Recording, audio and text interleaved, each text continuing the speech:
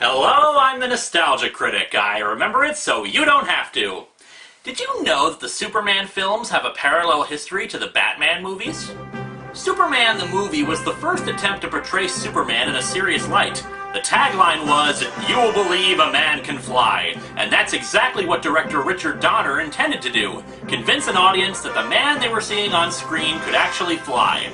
But the price of this idea came too high for its producers, so Donner was booted off the franchise during Superman 2's production and replaced with Richard Lester. In Superman 3, more emphasis was put on comedy and Richard Pryor was even brought in.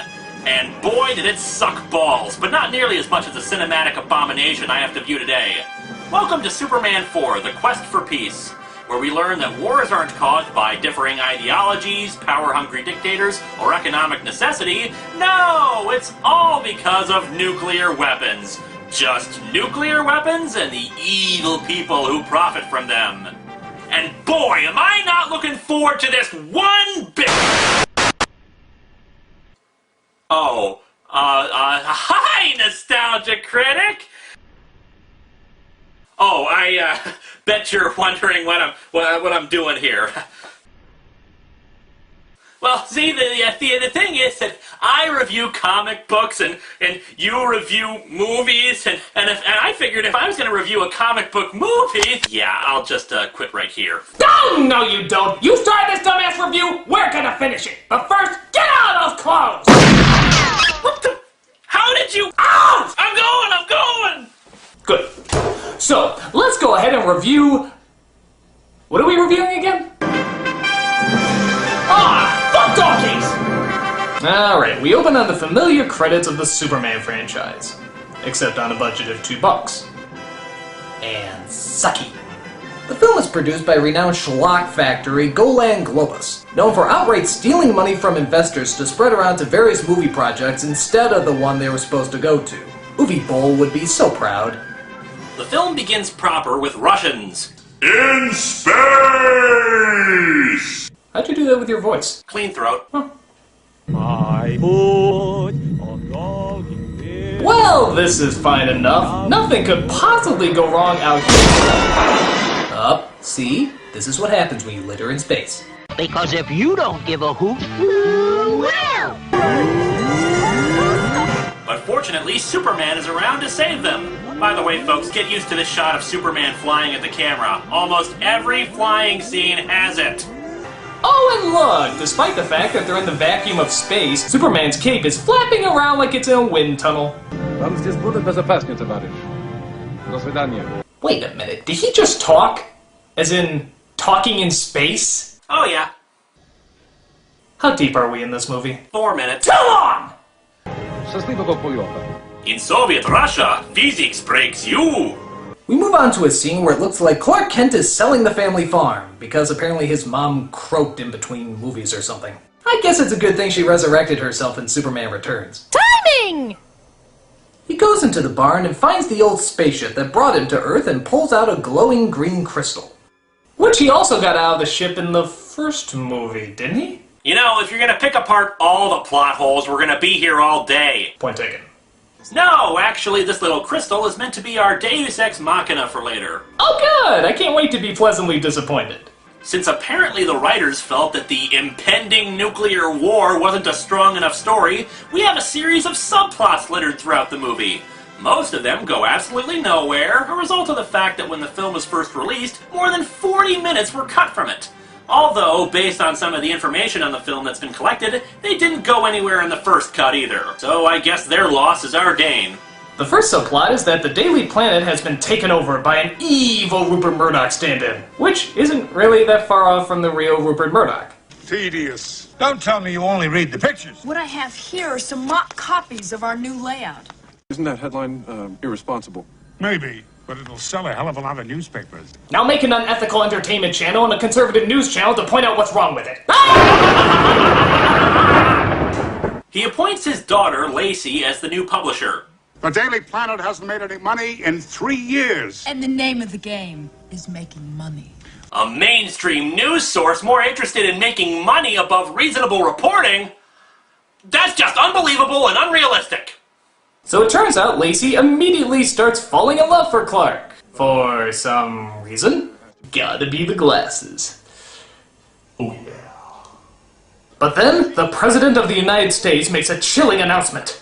And because the summit has failed, we have no choice but to strive to be second to none in the nuclear arms race.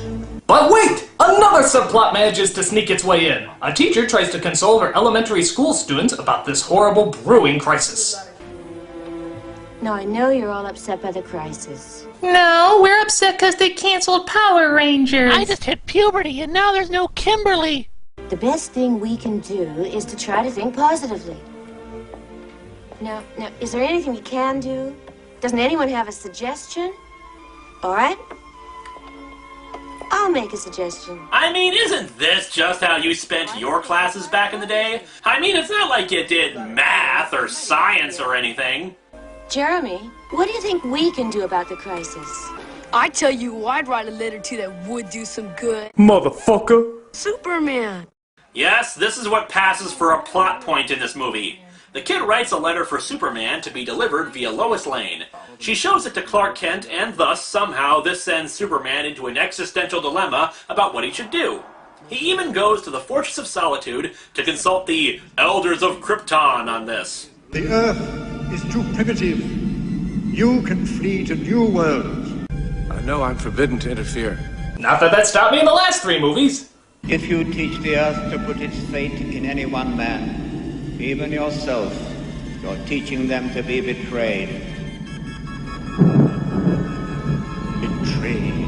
Betrayed. Betrayed. Betrayed. Oh, did I forget to mention betrayed? Betrayed! But Clark Kent's continual moping about the issue doesn't end there, because now we have a scene of Clark and Lois meeting up and ripping off the first flying scene from the original movie. And I don't mean copy it, I mean note for note the friggin' same. But before we can get to that horseshit, they walk off the edge of Clark's patio. What, you've never been? Clark? Clark? I'd just like to kill you now, Lois. And now quite possibly the worst green screen effect you've ever seen in your entire life in 3, 2, 1. Wow, look at that background. It's like we got transported into the Flintstones. Sometimes I don't know what I'm supposed to do. And you'll do the right thing no matter what it is. You always have. Oh, then they rip off the magic memory erasing kiss from the end of the second movie, too. Well, you've got to give the series credit for consistency. It's just as idiotic here as it was there. So Superman makes his decision and goes to the United Nations building, which is now in Metropolis. Interesting relocation. Jeremy and Superman walk into the United Nations together. So I suppose this is as good a time as any to say goodbye to little Jeremy, since this is pretty much the last we'll ever see of him in this movie. Goodbye! Goodbye! Goodbye, Jeremy! So Goodbye! I'm sorry you'll never act in another movie again! Enjoy your mental scars! Oh, God, it's this scene. What? What's the matter? Just watch. For many years now, I've lived among you as a visitor. As of today, I'm not a visitor anymore, and I can't stand idly by and watch us stumble into the madness of possible nuclear destruction. And so I've come to a decision. Effective immediately, I'm going to rid our planet of all nuclear weapons.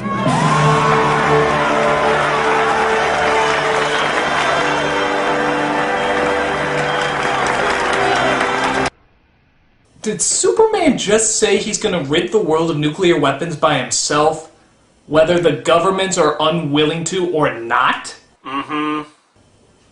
And everyone's okay with this? They are, Critic.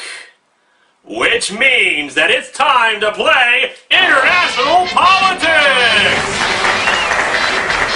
Alright, Nostalgia Critic, you're Israel, a country surrounded on all sides by enemies who would happily see you wiped off the map. However, the only thing keeping them at bay is your nuclear arsenal.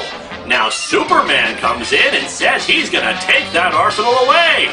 What do you do? Tell him to hump my ass? Oh, I'm sorry, Critic. The correct answer was applaud wildly. Next question, and this one's for the game. You're the Soviet Union.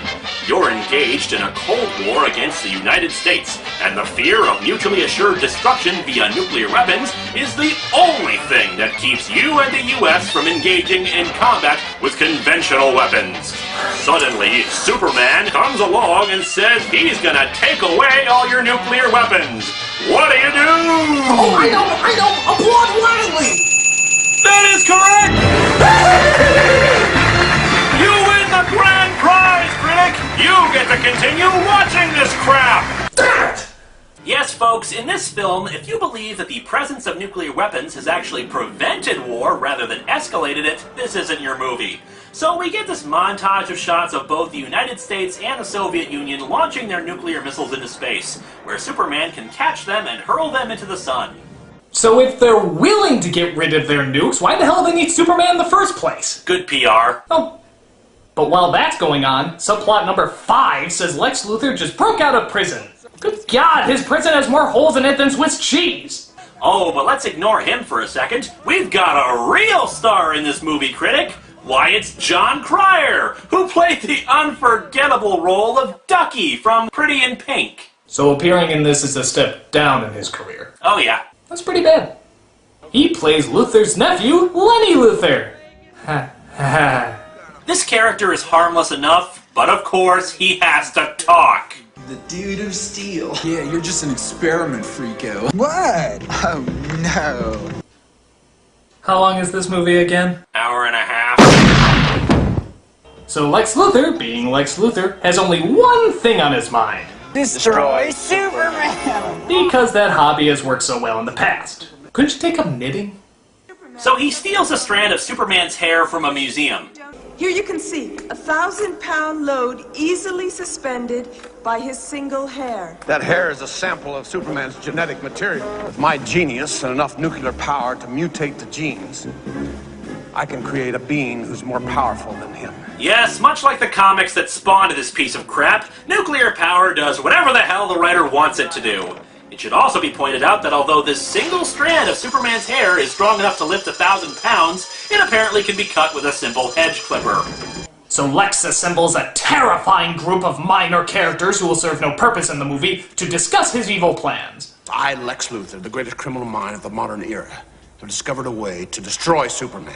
Behold, my unscrupulous friends.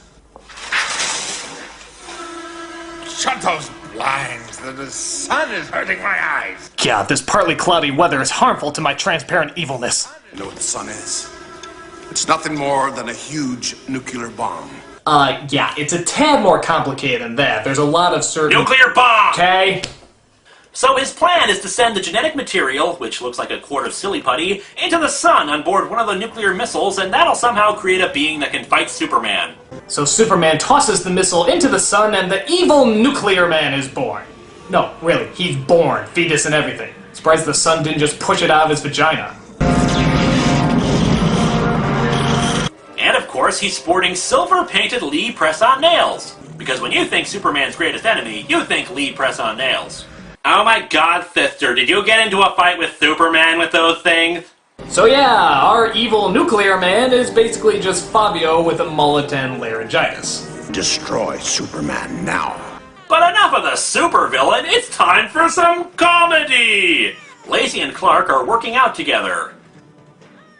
Wasn't there an impending nuclear war just on the horizon? Come to think of it, why was the war about to happen?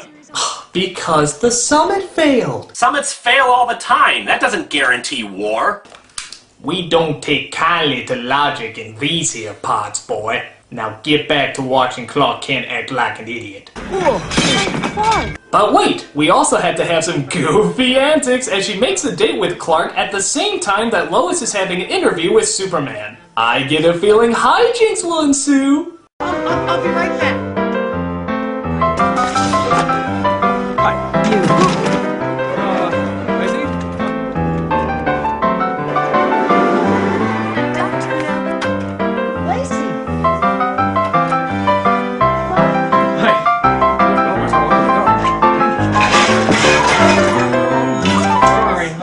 We cut to Lex Luthor where he's... what the hell? He's dancing with a woman in Victorian dress. And then she just leaves without anyone mentioning her again. Big lived alligator moment! Oh, that's a, I don't know, the nostalgia chick brought it up. So Nuclear Man shows up, who's oddly enough voiced by Gene Hackman. You have my voice. No, you have my voice. Which means... nothing? Yeah. Yeah. So the Nuclear Man walks into the apartment and I guess his batteries die. Still going. Nothing outlasts the Energizer battery. No, it turns out Nuclear Man is powered by the sun. He's a solar-powered nuclear menace. Well, at least he's a green villain. And in case anyone's wondering, yes, there's about 100 scenes where he's clearly not in direct sunlight, and yet he's fine. Don't you just hate inconsistencies? Yeah. Yeah. Well, we're not done ripping off the rest of the movies because Lex Luthor contacts Superman, somehow knowing where he is, and threatens him into a confrontation. After some banter between the two, Superman is introduced to Nuclear Man. To a nice guy who's about to finish last. Did Nuclear Man just belch? I mean, what was that? What are you laughing at? See, I just had this wonderful image in my head of Gene Hackman in a recording studio having to do like 30 takes of that. Yeah, that is pretty funny. After more drawn-out dialogue, we finally have the two starting to fight. And boy, is it a letdown. They don't even really punch each other. They just struggle for a while in front of some really awkward blue screen effects. So they fly all over the world to fight. They fly over Italy, where Nuclear Man unleashes a volcano upon the citizens, but Superman plugs it up. È il mio lavoro, non fa niente. Arrivederci. Grazie, you like to eat the bar. You thank you, strange red underwear wearing a man. So good, spaghetti. They then travel to China, where Nuclear Man blows up the Great Wall, but fortunately, Superman is there to... go all Gumby on our asses. Does Superman have wall repairing ability? Not in any comic I've read. To finish off, Nuclear Man takes the Statue of Liberty and tries to drop it into the city. But luckily, Superman catches the statue, somehow carrying it by its finger without it breaking off. Physics? What's that? However, when he tries to return the statue, it leaves him open to an attack by Nuclear Man, who just kind of scratches him once. Oh, I got nail polish on my neck. Powers fading! This somehow makes Superman sick and age rapidly. However, he thankfully has that glowing Deus Ex Machina from earlier. We have no idea what the hell it really is, or why it's never mentioned until now, but it heals Superman. At least I think it does. We never see it heal him, so we can have another drawn-out fight with Nuclear Man. Yay! Because we haven't seen enough of that yet! So Nuclear Man suddenly falls in love with Lacey, don't ask, you shouldn't care, and flies off into the city to kidnap her. Yeah, because it was so cool the first time you did it. Where is the woman? Give it up, you'll never find her.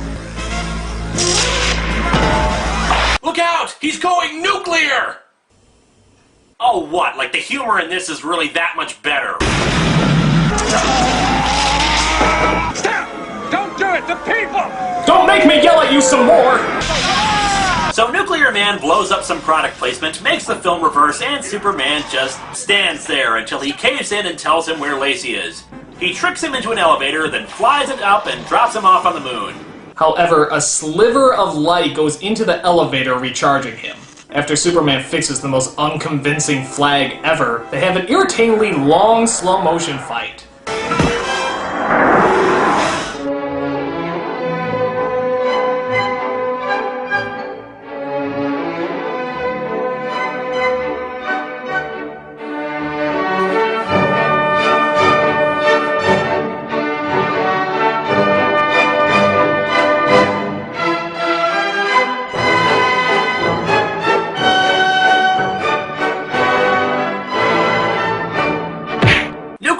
Finally gets a hold of Lacey and flies her through space, where she's, of course, perfectly able to breathe.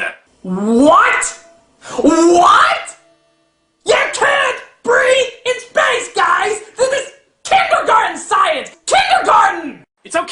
Critic. It's okay. It's gonna be alright. No, it's not! This movie is still playing! But Superman moves the freaking moon out of orbit to block the sun from Nuclear Man! Sorry for the tidal waves and gravitational stress, peoples of the Earth. I have to stop a supervillain! After getting Lacey to safety, you know, from space, Superman takes Nuclear Man and drops him into a nuclear power plant, which I guess defeats him, but shouldn't that technically make him more powerful? Solar-powered Nuclear Man, remember.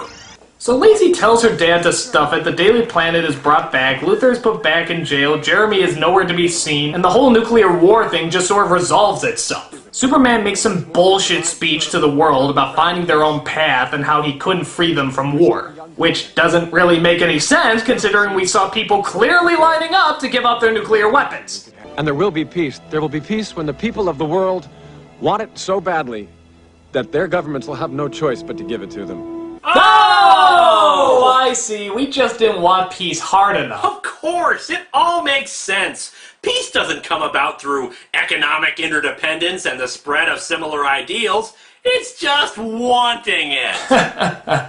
Yeah.